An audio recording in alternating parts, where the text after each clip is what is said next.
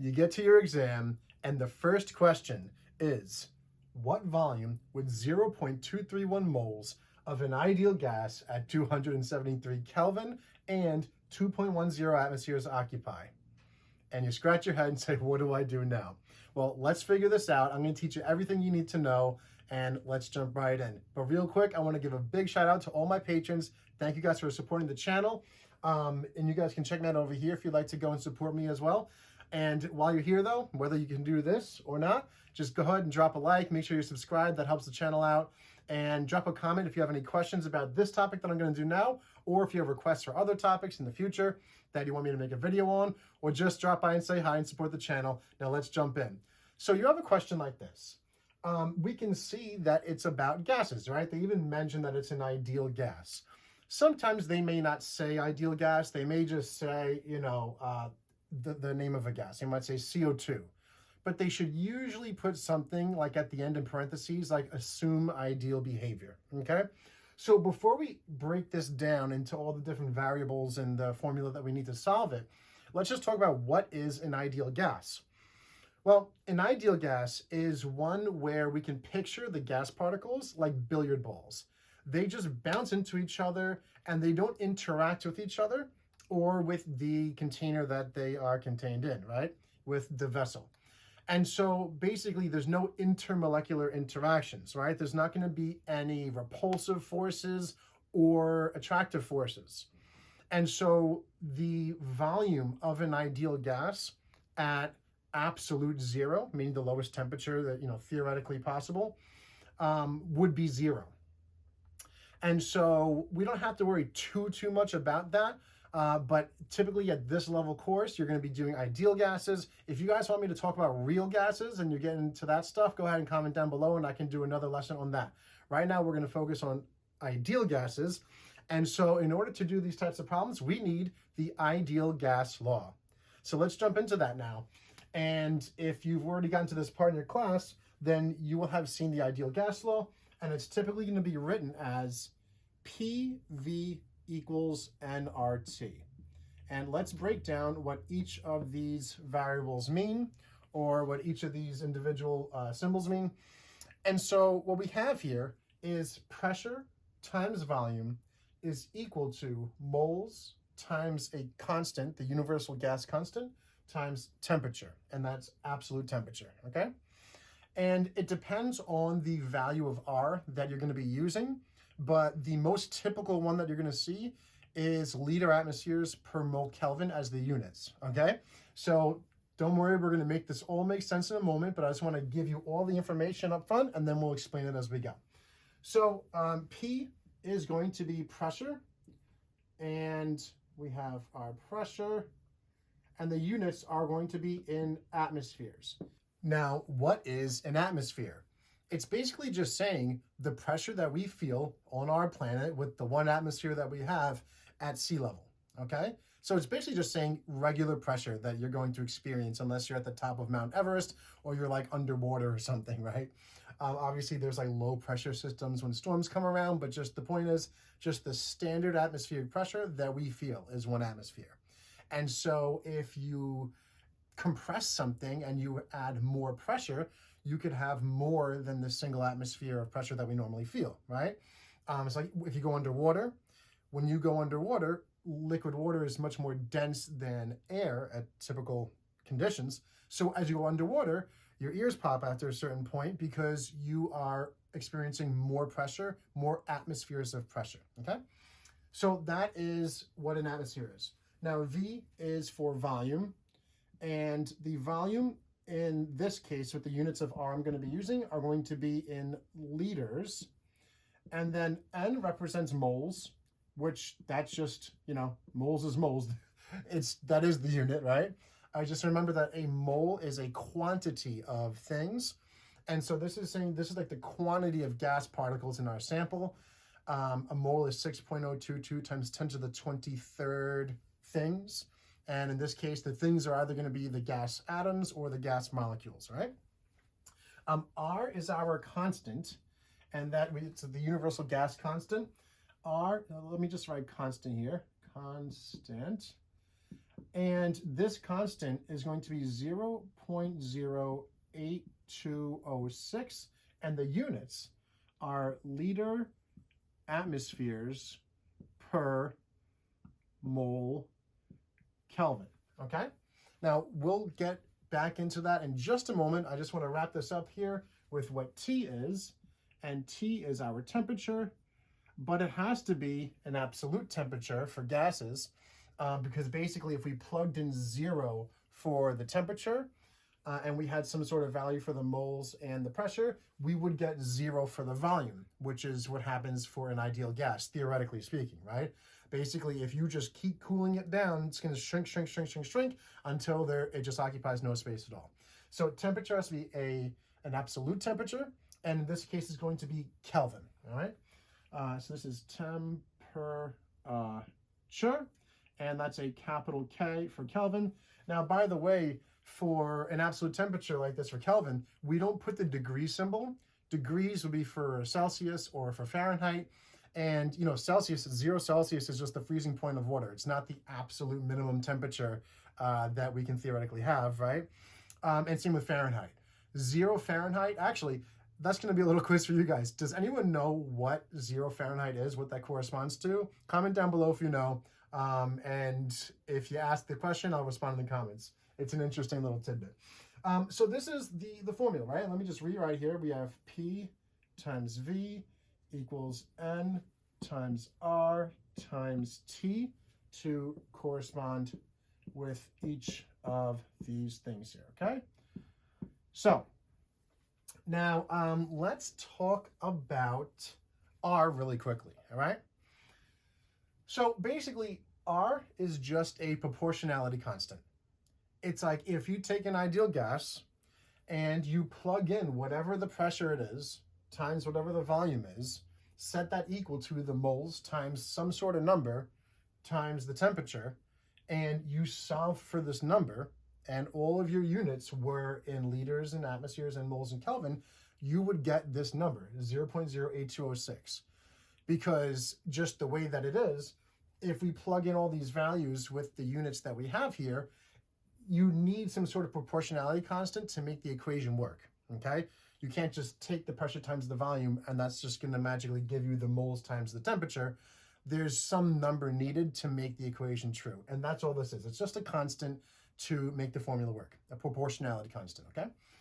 So now how do we use this to do problems?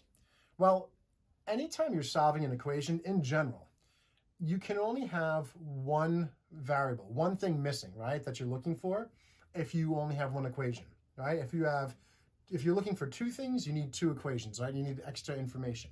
So in these types of problems, they're going to give you everything but the one variable, and then you're going to be looking for that one. So in the problem that I did over here, I asked what volume would we occupy if we have this many moles at this temperature and that pressure. So all you have to do is plug those numbers in and solve for the variable that you want, and then punch it into your calculator, okay? So let's run through it though. And then you can either punch the numbers in and then solve for the variable, or solve for the variable first and then plug the numbers in. That's the way that I prefer, because when you rearrange the formula first, you have to write the numbers less, right? So it's just like quicker and more efficient. So let me teach you how to do that if you haven't done that before, or if you need a little practice. So we have our PV equals nRT, and I'm looking for V. I want this to say V equals stuff, and then I plug in the stuff and I get an answer. So what I always say is when you're trying to solve a formula for a variable, you ask yourself, what is being done to the variable that I want? So if I look at this, what is being done to V right now? It's being multiplied by P, right? So like if I plugged in the numbers, it would be V times whatever value P is on this side, and then a bunch of stuff over there. So you identify what's happening to my variable that I want. It's, in this case, it's being multiplied by P. Now, what's the opposite of multiplying by P? Is going to be dividing by P, right? So I want to get V on its own, so I have to do the opposite of what's currently happening to it. So if I divide by P, then V times P divided by P is going to cancel out, right? I'm going to get V by itself. But whatever you do to one side, you have to do to the other, right? I can't just take this and divide it by P and now just P is magically gone. Whatever you do to one side, you do to the other. So you do that thing, the opposite, to both sides. So it was V times P. The opposite of times P is divided by P. You do that to both sides, and now we have a valid equation. And so I'll just rewrite this really quick, that we have V is equal to nRT over P. And I'm just going to plug in the values from the problem. And so we have 0.231 moles times R, and I'm realizing I'm going to run out of space really quickly. So maybe I'm going to just rewrite this over here. Let's do that. Let me just erase this now that we already went through that, and I'll plug the numbers in a little further to the left. So, like I said, we're just going to plug these things in the way that we see them now. So we have 0.231 moles. Now it's times R, and sometimes they give you R, like they'll write it down on somewhere, and other times you may have to memorize it. This is the version that I had to memorize, which was 0.08206. You may see it rounded to less sig figs, like 0.0821. And this is liter atmospheres per mole Kelvin. There are different values of R with different units, like joules per mole Kelvin, but we're not going to do that right now, okay? But comment down below if you'd like to see this with different units. This is the most typical. So now we just plug in R, which is always going to be 0.08206 liter atmospheres per mole Kelvin. And then we plug in our temperature, which was just 273 Kelvin, 273 Kelvin. And then we're going to divide this by the pressure, which was just the 2.10 atmospheres. And now I'm going to show you how to plug this into the calculator. But real quick, let's look at what happens to the units. If we did this algebra correctly, then our units should cancel out, that we get the unit of the variable that we want, which is going to be liters, because it's volume. And so we have moles here and then moles down there, right? So this is a fraction. So this is like moles is the same as moles over 1. And then over here in this fraction, I have moles in the bottom. So moles cancel with moles. I have Kelvin in the top and Kelvin in the bottom. And then these atmospheres are in the bottom of the whole like master fraction here, which means that they're still just in the bottom. In other words, this atmosphere is up here, cancels with that atmosphere is there. Comment also, by the way, if you want me to review how these types of things work, where you have like more than one fraction, I can do another quick video on that.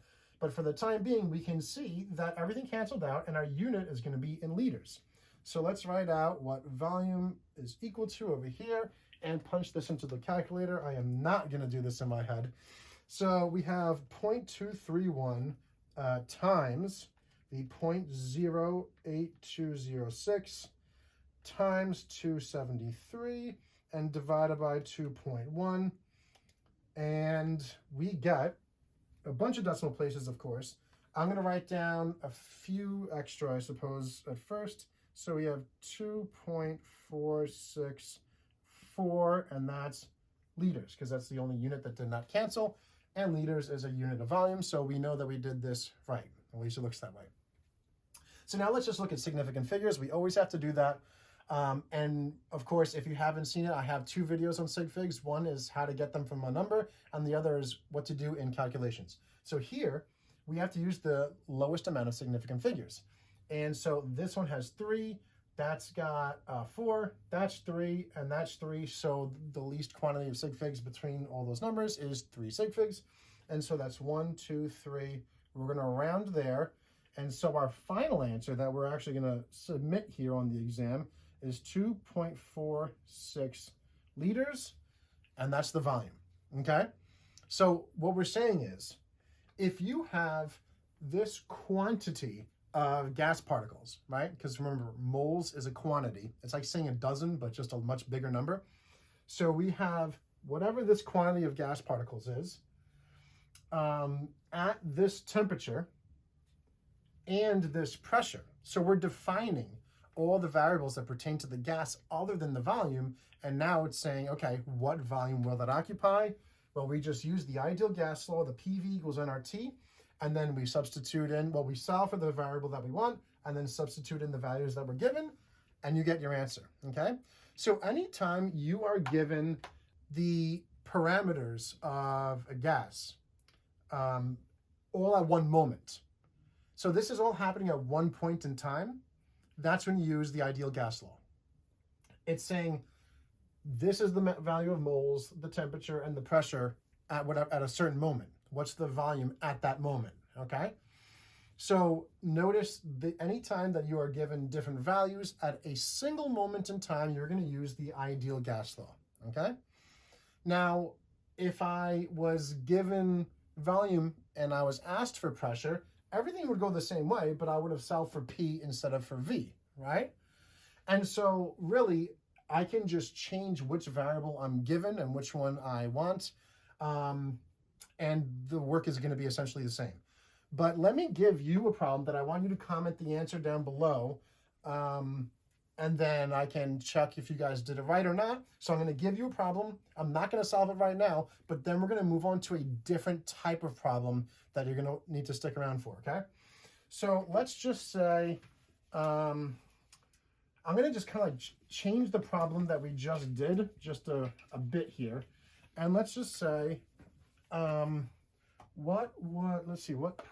let's make this, let's just make this pressure. No, let's make this temperature. What temperature would this many moles of an ideal gas, and let's now change this to in a 2.61 liter vessel and under this much pressure occupy, okay? So what temperature would this many moles of an ideal gas in this size container and at this pressure be? Not occupy, right? What temperature would it be? Okay, so now this time, T is what's missing, and you have everything else. So go ahead and comment your answer down below, and I'm going to give you a bonus question. I want the answer in both Kelvin and Celsius, okay? So in order to do the part B of that problem, I just need to teach you one thing, is that the temperature in Kelvin is equal to the temperature in degrees Celsius plus 273.15 kelvins. So in other words, you just take your Celsius temperature and add 273.15 to it to get the Kelvin. And then of course, if you're solving for Celsius, you have to solve for this. So you would just subtract this if you already have the Kelvin. All right, guys? So try that problem, comment your answer down below, and I'll check your work to make sure that you got it down. And now let's move on to a completely different type of problem. So now, different type of problem, and I'll show you how to notice what type of problem it is or how to figure out what you're supposed to do by the way that we read it. So let's just make this up now on the spot. What volume would a sample of ideal gas occupy if you increase the pressure on a 1 liter sample from this value to that value and decrease the temperature from this value to that value? Okay, so by the way, this is a little hot tip. The way that I read problems is just how I did it now. I don't really pay attention to the numbers that much and read them when I'm just trying to understand what the problem is asking. I either say blah or I say this value, something like that. So let's just read this together one more time. So what volume would a sample of ideal gas occupy if you increase the pressure on this volume sample from this many atmospheres to this many and decrease the temperature from this value to that value?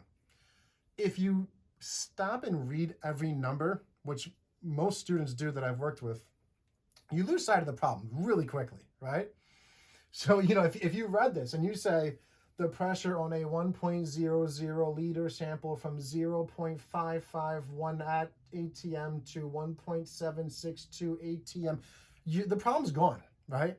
So just glance over the values at first just to understand what's happening, and then you go back in and you're going to plug them in at some point anyways, right? Okay, so what is happening here? Can I use PV equals nRT for this the way that it is right now? Well, I was given two different pressures, right? Because atmospheres is pressure. And I was also given two different temperatures. So where am I plugging in temperatures and pressures if there's two values of each? And there's no mention of moles at all. So clearly, this formula is not going to work. If you try to force the square peg into the circle here, you're going to realize as you're going that that this is not the right tool for the job. So we need a different formula, something that's got two pressures and two temperatures in it and two volumes, because I gave you one volume and I'm asking for the other one, right? So how do we take this formula and get to the formula that we need? So let's do it. So what we're going to do is we're going to solve the ideal gas law for R, okay? We're going to get everything equal to a constant. So we have, if I want to get R by itself, what's being done to R right now? R is being multiplied by N and T, right? We can rewrite the order here. I can rewrite this as PV equals NT times R, right? The order of multiplication doesn't make a difference. So if I want to get R by itself, R is being multiplied by N and T. So what's the opposite of multiplying by N and T? It's dividing by N and T. And whatever you do to one side, as long as you do it to the other side, we're good to go, right? So I'm going to divide both sides by NT, which is the same thing. It's divided by N times T, right? I'm just not showing that multiplication because this is standard notation when you're just dealing with all variables. And so NT cancel, and I'm just going to rewrite the order now, is that, actually, no, I'm not. I lied. I'm going to write it like this. PV over NT is equal to R. So what does that mean? That means that for an ideal gas, if you take the pressure and multiply by the volume and divide that by the moles and the temperature, you're going to get a constant. You're always going to get the same number if it's an ideal gas. It doesn't matter if you change the moles, then the other values are going to have to accommodate that change in order to always end up with R, 0.08206 liter atmospheres per mole Kelvin, right? So if we're in liters, atmospheres, moles, and Kelvin, you're always going to get that number. So what does that mean? That means at one moment that has to be true, and at another moment it also has to be true. So in other words, I can say that at time 1, I'm going to put some subscripts just to label when this is happening. At time 1, the pressure and the volume and the moles and temperature in this ratio are going to give me R. And if it's always true for an ideal gas, all these things in this same ratio at another point in time have to still give me R. So I can say that R is also equal to all this stuff at a different moment in time. And what did we just do here? We just came up with another gas law, like the combined gas law, they call it. And we can just get rid of R because we don't care about it. We're never going to be solving for R unless they're literally asking you to do that, which in that case, you would use just the original formula here, or just solved like this, how we just had it. So I'm going to rewrite this without R involved. I'm just going to get rid of R, and let's just make my life easy and write a bigger equal sign. And so what we have is P1V1 over N1T1 equals P2V2 over N2T2. This is the combined gas law. Now, most teachers are going to teach you like 3 to 4 different gas laws. They're going to teach you P1V1 equals P2V2. Then they're going to teach you like P1 over T1 equals P2 over T2. They're also going to teach you V1 over T1 equals V2 over T2. And then they're going to do something else. They're going to have every combination of this that you can. And most teachers and professors just have you memorize all this stuff. But you don't need to do that. All you need to do is know this one, which you can always get from the ideal gas law if you ever forget it, right? As long as you know PV equals nRT, you can solve for R, and then you say, oh, okay, if this stuff equals to R, then this same stuff at a different point in time also is equal to R, okay? And then the idea is any of the variables that are not mentioned are going to be assumed to be constant in these types of problems. Or if they just say that it's constant, okay, then they're constant. And so the point is, in this problem, I never mentioned moles. I never said, that the moles increased or decreased. And so the idea is we're just going to assume that there's no hole in the vessel. Otherwise, you just can't solve this problem, right? So the point is we took a 1 liter sample at a certain pressure, then we changed the pressure and we changed the temperature. And what we're going to assume is the amount of gas never changed. So the moles is going to be the same value. So let's just say that I plugged in all the values that I was given, left one of the volumes as a variable, and I don't know the value of moles. If I just say that N1 equals N2, then they cancel out. And so or you can just plug in a value like 1 and 1 for the moles, and it's just going to go away. And so the point is, whenever you're doing these types of problems, anything that is held constant or basically not mentioned, because if they're not mentioning it and you're supposed to solve the problem, you're going to assume that it's constant. You basically just erase them from the formula, because if they're constant, they cancel out anyways, right? So in other words, if I said that N1 equals N2, then this, I could just replace that with an N2. And then if I just multiply both sides by N2, well, N2 on the top cancels with N2 on the bottom, N2 on the top, N2 on the bottom cancel, and I just end up getting P1 V1 over T1 equals P2, whoops, it's a large 2. I meant to make that a subscript. P2 V2 over T2. R2D2, I always think of that when I'm writing these out. So now we have this equation. And so I just showed you that a constant variable is going to cancel out. But in the future, if you just know that, if they don't mention the variable, you just erase it from the equation, but leave everything in the same positions. So let's just say I didn't mention temperature, or I said that temperature was constant. If temperature is constant, you just erase the denominator, and then you have P1 V1 equals P2 V2. What if I said the pressure was constant? I would just erase the pressure from both, and I'd get V1 over T1 equals V2 over T2. And so these are some of those laws, Boyd's law, Charles's law, all this stuff. But instead of having to memorize each of those individual ones, just know the combined gas law, which was this before I canceled out the moles, and you have all of the other ancillary gas laws in that, okay? So, how do we do the actual problem? That's the question now, right? And let me just rewrite this so that we have it without the moles canceled. And so this is N1 and N2. And now we just have to plug the stuff into this and solve the equation. So I said what volume of an ideal gas, or what would the volume be if you increase the pressure on this initial volume from this to this and the temperature from this to this. So I gave you an initial volume. So that's V1, right? And let's write these things out. So V1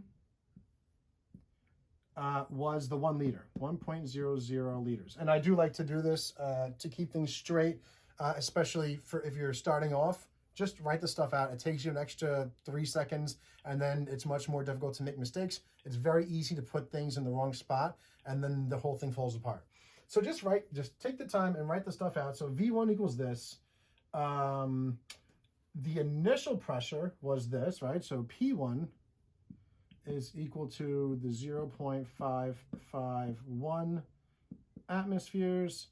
P2 was the 1.762 atmospheres. T1 was 298 Kelvin. And T2 is 200 Kelvin. And we're looking for V2, right? Because what volume would this sample occupy if you do all this stuff? So we're looking for the final volume, V2 equals question mark, because we don't know. So now we know what variable we need to solve for. So I like to just rearrange this to get V2 on its own and then plug the numbers in afterwards, so we don't have this mess of numbers and punching stuff into the calculator 2 and 3 times and rewriting all these numbers. So now let's go ahead and solve this for V2. What is happening to V2 right now? V2 is being multiplied by P2 and divided by T2. What's the opposite of multiplying by P2 is dividing by P2. And what's the opposite of dividing by T2 is multiplying by T2. So I'm just going to do that to both sides. I'm going to multiply this by T2 over P2, because then T2 on the top and the bottom cancel, P2 on the bottom and the top cancel. So then I'm going to do over here, we have T2 over P2, and then we can plug our stuff in now. So let's see where I go. You know what? I'm just going to erase this stuff up here now. I'm going to go up. And yeah, I think that should be good. So let's plug her in.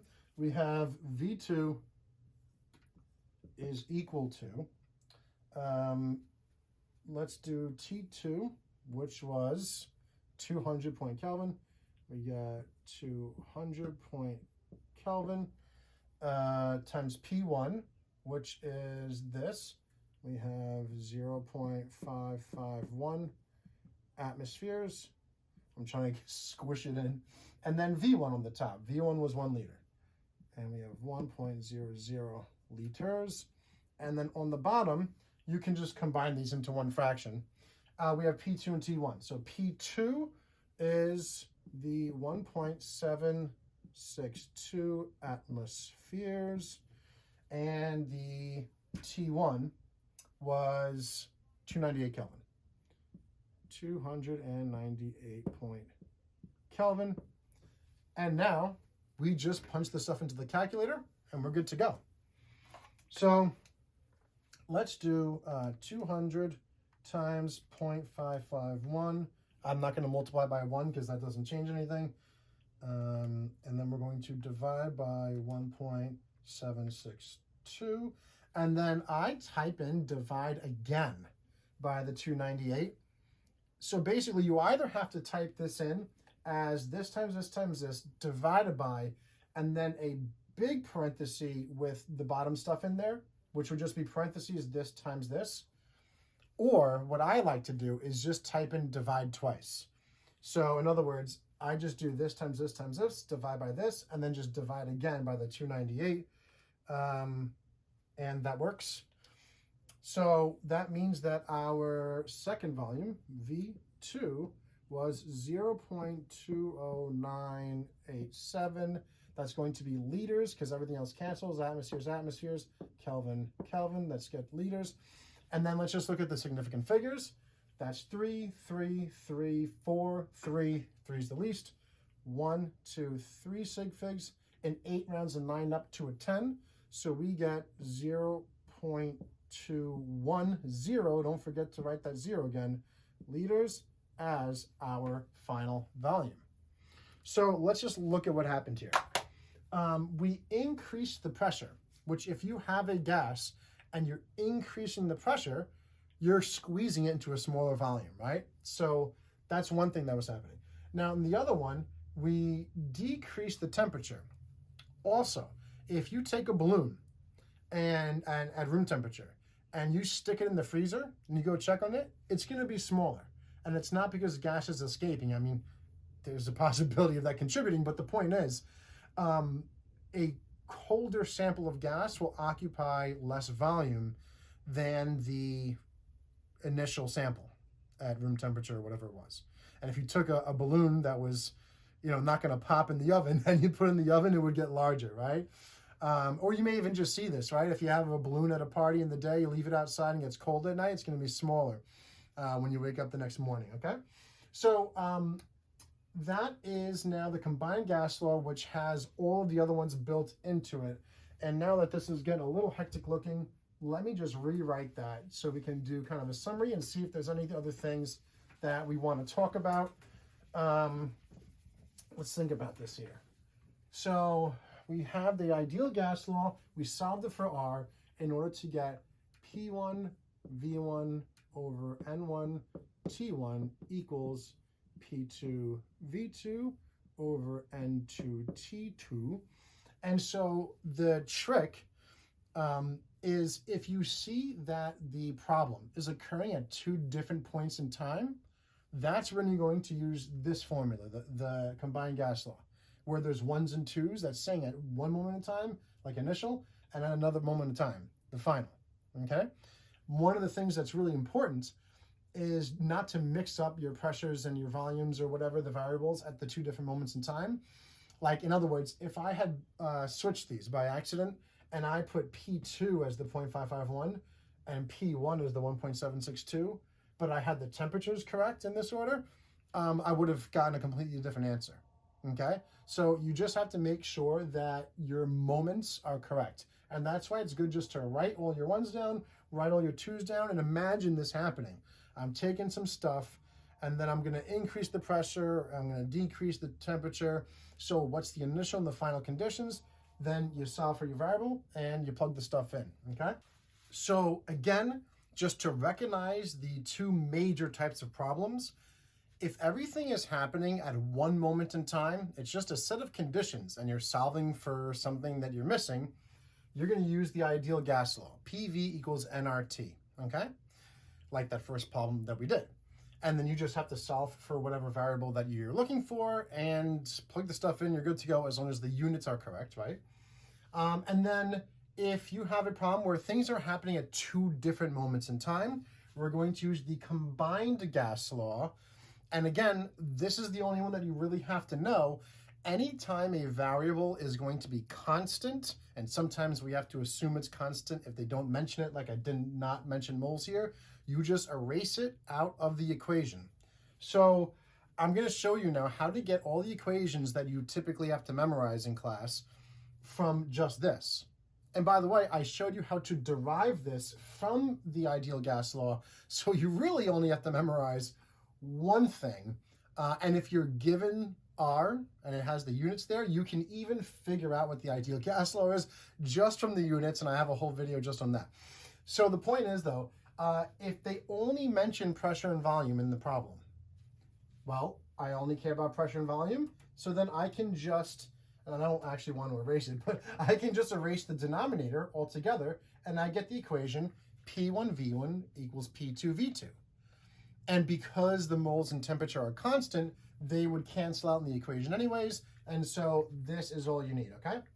Now, what if they gave me the pressure and the temperature? They say, a gas at 1 atmosphere and 200 Kelvin has its temperature doubled. What happens to the pressure? So they didn't mention volume, they didn't mention moles, so we are going to have to assume that they're constant in this case. And so you get rid of the moles, you get rid of the volume, and you end up with P1 over T1 equals P2 over T2. All right, just wherever they are in the equation, leave them in that position if it's in the top or the bottom, but just literally erase the things that you don't need out of the equation.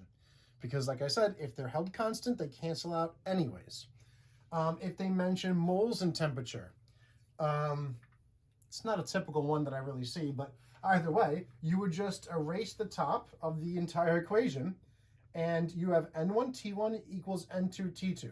You don't have to have them underneath a 1 or something, just N1 T1 equals N2 T2, because like I said, if the top was constant, you could rearrange the equation to just end up with N1 T1 equals N2 T2.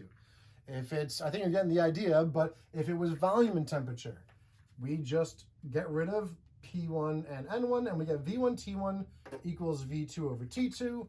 And literally, you know, let's just do one more. You could get V1 over N1 equals V2 over N2, whatever, right? And the idea is, by the way, if you double the amount of moles of gas in a vessel, like a balloon, right, you're going to double the volume of the balloon. Because if you double the denominator here, the numerator would have to double to keep the same value, right? And so I guess this leads me into the final thing that I want to teach you guys that I can think of at this moment, which is how to understand proportionality and what things are directly proportional, inversely proportional, and all that stuff. So let's just do that really quickly because these are super common questions and there's a couple ways that they can ask them. So let's do that. But just one more reminder, guys. Again, if these things help, if these videos, these lessons help, please give a like, follow, share, save, comment. And then if you consider supporting me over here, that really helps to keep the channel going. And again, thank you to my patrons. You guys are great. That's what keeps us all going, right? So let's get back to this now. Let's talk about proportionality. And for proportionality, you could use either one of these sets of equations here. You could use the combined law or just the straight up ideal gas law.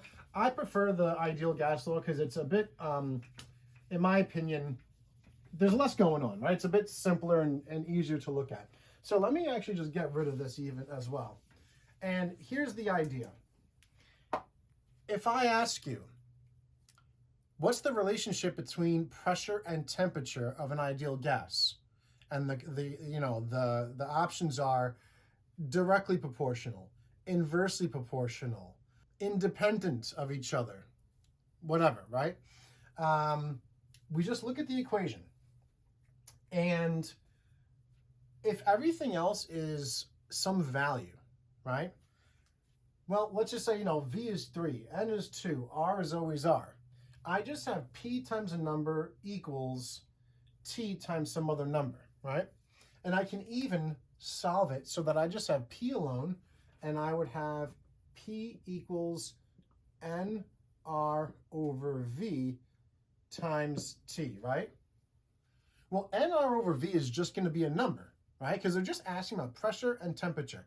So whatever the volume, whatever the quantity of moles are, it's just going to give you a value. So I'm going to get pressure equals some number. I'm just going to call that A. It might be 3.1. Who cares? Times the temperature. And since A is a constant, it's just a proportionality constant, we can rewrite this as pressure is proportional to T. Or this symbol, an alpha, it's a Greek letter alpha. We use that to mean proportional. And so pressure is directly proportional to T because they are on opposite sides of the equation. And, there's no numerator and denominator here. It's just straightforward. So pressure is directly proportional to temperature. So let's just think about what that means. If I have a vessel of gas, and by a vessel, I mean like a vessel that's not going to change its volume, right? So I have a solid vessel of gas and I double its absolute temperature. Then because they're directly proportional, I'm also going to double the pressure because the gas molecules are going to be moving around faster. They're going to have a higher average kinetic energy is what that means when we increase the temperature. And since they have double the average kinetic energy, they're hitting each other more. They're hitting the sides of the container more. So they're pushing out harder, and that's pressure, right? That's what that is. Pressure is force per unit area, okay? And so just from the equation, we can see that pressure and temperature are directly proportional. And what does that look like in a graph? Well, if I have pressure and temperature, directly proportional is going to look like this. It's going to be linear, and as one increases, the other one increases, right? As we go to the right, temperature is increasing, and then this is the pressure. So as I go to the right, it increases, the pressure also increased, right? So this would be like my P1 T1, and this would be my P2 T2. And so as I increased my temperature, I also increased my pressure by some value, okay? So then I could say the same for V and T, because they're on opposite sides of the equation. So then I can see that the volume and the temperature are also directly proportional. In other words, if I keep the same pressure, now everything else has to be constant. If I have a constant pressure and I double the temperature on a balloon that has no resistance, right? I'm going to double the volume. If you heat up a balloon, it's going to get bigger. If you double its absolute temperature, not its Celsius temperature, not the Fahrenheit temperature, has to be like Kelvin, or there's also another absolute temperature system, but Kelvin's what we're going to use. We're not going to be using Rankine in this class, I don't think. So the point is, if you double the temperature, you double the volume because they're directly proportional. So I could just swap this P out for a V, and this graph stays the same, okay? Now, what if they're on the same side of the equation? Now, if I am looking at pressure and volume are equal to some constant if everything else is just some value. You know, at this temperature with this quantity of moles, what's the relationship between pressure and volume kind of idea. So now I have pressure times volume is equal to some number, whatever it is. If I plug these values in, I get a number. Now let's solve for the pressure. I have to divide by volume. So I'm going to get pressure is equal to whatever that number is over the volume. And then I can just rewrite this. Instead of using A, just say that the P is proportional to 1 over volume. I'm just going to pull out the A and just incorporate that into the statement it's proportional to. So P is proportional to 1 over volume. And I could have done it the other way. I could have said volume is proportional to 1 over the pressure. And what that means is that they are inversely proportional.